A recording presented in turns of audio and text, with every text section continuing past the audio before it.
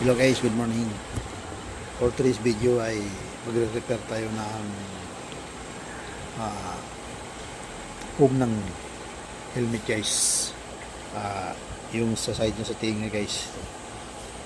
So siraan yung kanyang parting yung may leather. Punit-punit na. Kaya yung ito yung hindi ko tahi. So gagawin ko ng remedyo.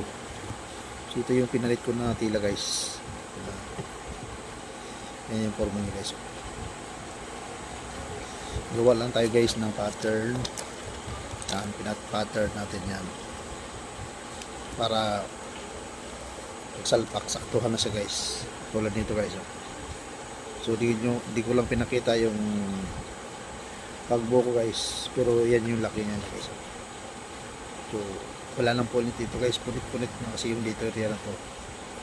Yeah, nilagyan ko siya ng tila. I-repair ko lang siya guys. So, hindi naman sasagaw tignan guys, malinis naman sa tingnan.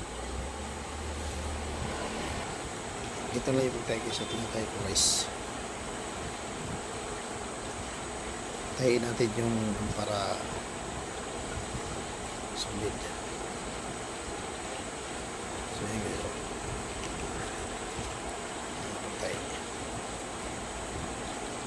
Sinalubong ko kasi nagsimula ko dito tapos kabilaan dulo para pagdating sa gitna pantay.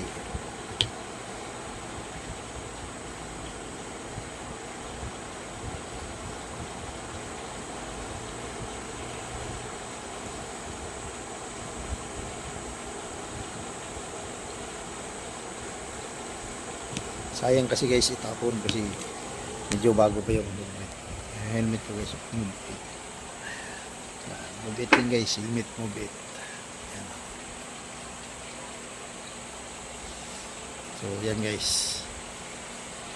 Kaya video ka natin. So yan guys yung ano niya, finish. Diba? Hindi siya sagot tingnan no. So ito